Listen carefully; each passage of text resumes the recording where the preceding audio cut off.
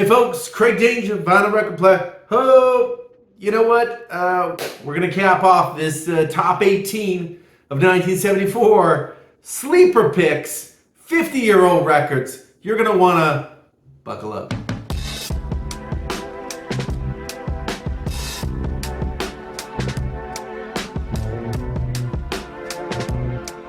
All right, and we're back. Yeah. So anyway, I want to cap off this, finish this up, the two-parter. A lot of sleeper picks from 1974, which I can't help but saying might be one of the best years in music ever. That's right. I'm gonna go ahead. I'm gonna say that because we declare things on the Danger Channel, and that's what I just declared. So you got a problem? Comments, baby, in the comments. Let's start out with how about Marvin Gaye live from the London Palladium, live at the London Palladium, 1973. Ooh, this is Marvin at his best. You kind of get a sense of how great Marvin is on this LP. A lot of his sort of earlier 70s work. There's a medley of kind of his 60s hits, which is fine, and it's funky, and it's well done. But really, you're going to be basically hearing a lot of his early 70s stuff on this one. He sounds great. The crowd loves him. Everyone loves Marvin Gaye. Woo! Fantastic record. But also, hey, this is a double LP. What's on side 4? How about Got to Give It Up, parts 1 and 2? That's a 12-minute track, friends. And one of the funkiest disco jams pretty much ever. If you can find this one in the wild, you should. It's a great live album. Probably, I think, his best live document. And you know what also? It's 50 years old. This is from 1974. One of the sleeper picks from 1974, Craig Danger style. So yeah, Marvin Gaye, live at the London Palladium.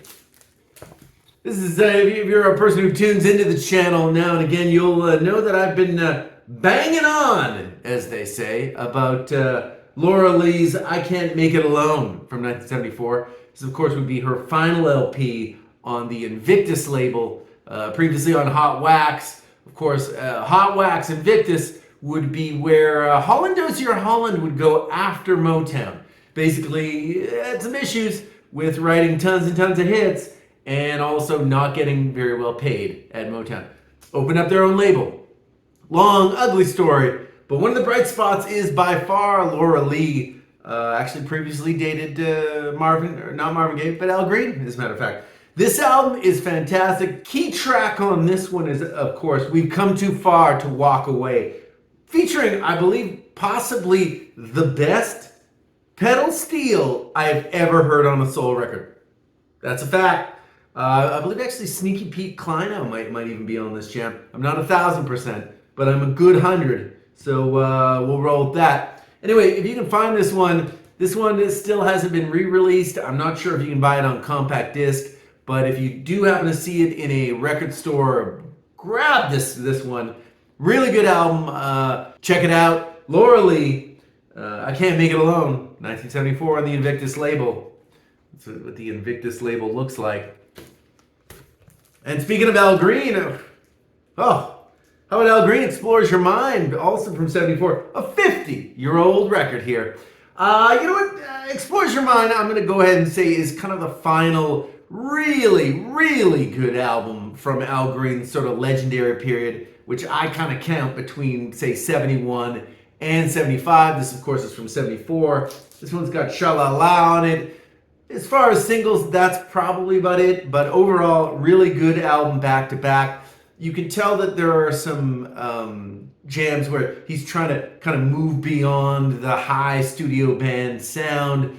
Sometimes to good effect, sometimes to iffy effect. But the fact is, it's still Al Green. And this is still an excellent album. Is it classic along the lines of I'm Still in Love with You or Let's Stay Together? No. But it is by far one of his best albums from that period. So Al Green, Explores Your Mind, 1974. This is one you should have. Al Green, 1974. 50-year-old record, friends.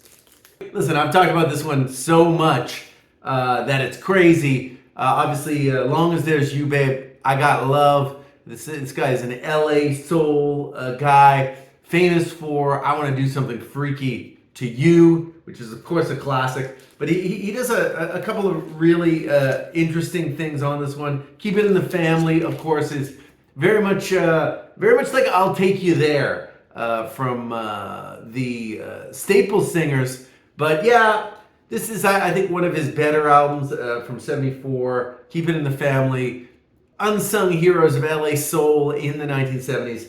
And of course, Leon Haywood, Keep It in the Family. Another one of my magical 18. A sleeper record that's what? How about 50 years old? This one you may know. This is Rags to Rufus.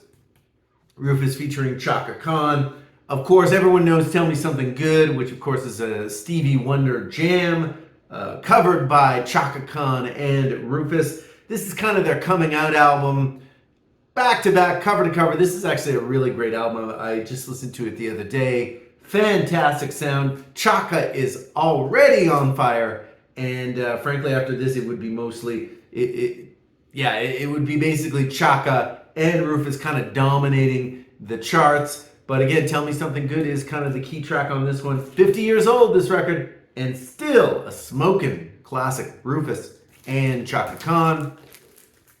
LaBelle, Nightbirds. You know the song, Lady Marmalade, but it's actually so much more than that. This is produced by Alan Toussaint. A really, really classic album. Actually, probably their best stuff. And I think that's simply because of song selection.